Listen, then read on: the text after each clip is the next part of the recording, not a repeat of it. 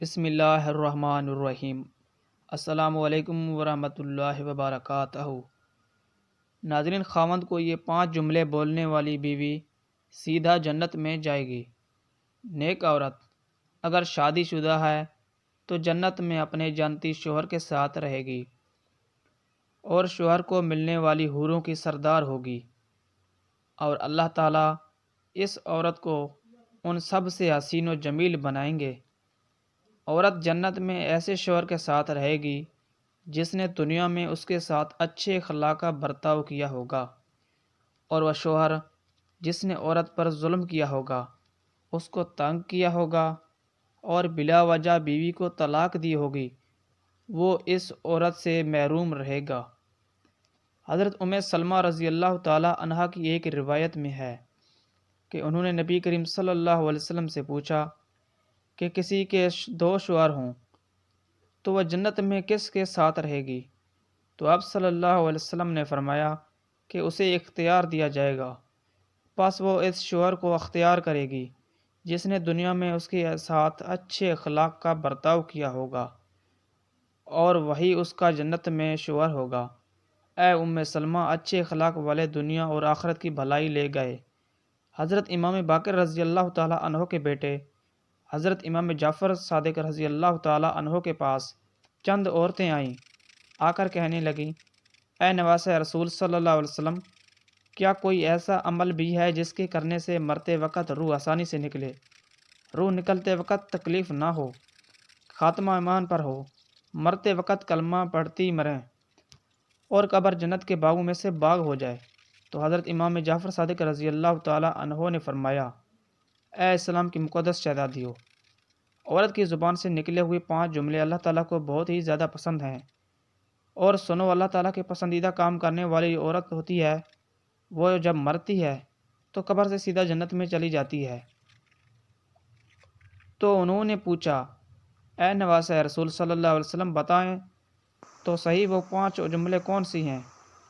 تو حضرت امام جعفر صادق رضی اللہ تعالیٰ عنہ نے فرمایا کہ جو بیوی شوہر کے سامنے حلال رزق طلب کرنے والا ہے، جو جملہ ہے اللہ تعالیٰ کو بہت ہی زیادہ پسند ہے۔ حلال رزق طلب کرنے والی بیوی، حلال رزق کے مانگنے والا یہ جو جملہ ہے جو بیوی اپنے شوہر کو کہتی ہے، میرے سرتاج، میرے گھر میں لے کے آنا تو حلال کا لقمہ لے کے آنا، میرے گھر میں لے کے آنا تو حلال کا رزق لے کے آنا، حرام رزق میں اپنی اولاد کو نہیں کھلاؤں گی، کیونکہ یہ جو حرام رزق ہے میری اولاد کی آنکھوں سے حیا چھین لے گا، شرم چھین لے گا، غیرت چھین لے گا۔ میں اپنی اولاد کو بے حیا نہیں بنانا چاہتی، میں اپنی اولاد کو بے غیرت نہیں بنانا چاہتی۔ میرے گھر میں اگر رزق لے کے آنا تو حلال کے آنا۔ ناظرین، ایک واقعہ ملاحظہ فرمائیں۔ ایک غریب صحابی تھا، وہ روزانہ محنت مزدوری کرنے کے لیے صبح سویرے گھر سے باہر نکل جاتا، روزی کی تلاش میں نکل جاتا، شام کو روزی کر کے واپس گھر میں آتا، خود بھی کھاتا، اپنی غریب بیوی کو بھی کھلاتا۔ ایک دن یہ حسب معمول گھر سے باہر نکلا، سارا دن خاک چھانتا رہا، پورا دن روزی تلاش کرتا رہا، مزدوری تلاش کرتا رہا، اسے کوئی مزدوری نہ ملی، روزی نہ ملی، خالی ہاتھ شام کو گھر واپس آ گیا۔ گھر میں کھانے کے لیے کچھ بھی نہیں تھا، شوہر اور بیوی بھوکے سو گئے۔ دوسرے دن پھر حسب معمول گھر سے نکلا، روزی کی تلاش میں سارا دن خاک چھانتا رہا، روزی نہ ملی، کام نہ ملا، مزدوری نہ ملی، شام کو خالی ہاتھ واپس آ گیا۔ دوسری رات بھی بھوکے سو گئے۔ جب تیسرا دن آیا تو تیسرے دن بھی صحابیہ عورت حسب معمول اپنے شوہر کو دروازے تک لے گئی، رخصت کرنے کے لیے ڈھیروں دعاؤں کے ساتھ، نیک تمناؤں کے ساتھ، دعاؤں کے ساتھ شوہر کو رخصت کیا۔ شوہر جیسے 4 قدم آگے بڑھا تو بیوی نے کہا، رکیے، میری بات سن کر جائیے۔ شوہر رک گیا، بولا، کیا کہنا ہے؟ تو اس صحابیہ غریب بیوی نے کہا کہ میرے سرتاج، اس سوچ کی بنیاد پر کہ میری بیوی 2 دن سے بھوکی ہے، 2 راتوں سے بھوکی ہے، کہیں ایسا نہ ہو کہ آج آپ کو مزدوری نہ ملے اور آپ حرام کا رزق لے کر میرے گھر میں لے کر آئیں۔ یاد رکھیے گا کہ میں مر جاؤں گی لیکن حرام کا رزق قبول نہیں کروں گی۔ تو حرام کی کمائی کا لقمہ نہ تو میں کھاؤں گی، نہ تو اپنی اولاد کو کھانے دوں گی۔ وہ تھی اسلام کی مقدس شہزادیاں جن کی گود میں اسلام پلتا تھا۔ حضرت امام جعفر صادق رضی اللہ تعالیٰ عنہ نے فرمایا کہ بیوی جب شوہر سے حلال رزق کے طلب کرنے والا جملہ بول رہی ہوتی ہے، اس وقت اللہ تعالیٰ کے بہت زیادہ قریب ہوتی ہے۔ یہی جملہ مرتے وقت اس عورت کی روح آسانی سے نکلوائے گا۔ روح نکلتے وقت اسے تکلیف نہیں ہوگی، قبر کی اندھیری کوٹھڑی روشن کر دے گا۔ یہ جملہ قبر کو جنت کے باغوں میں سے باغ بنا دے گا۔ فرماتے ہیں دوسرا جملہ، بیوی اپنے شوہر کے آگے کوئی ایسا جملہ بول دے جو جملہ شوہر کی پریشانیوں کو خوشیوں میں بدل دے۔ شوہر پریشان تھا، غمگین تھا، افسردہ تھا، بیوی نے کوئی ایسا لفظ کہہ دیا، ایسا جملہ بول دیا جس جملے سے شوہر کی پریشانی کو خوشیوں میں بدل دیا۔ یہ جملہ بھی اللہ تعالیٰ کو بہت ہی زیادہ پسند ہے۔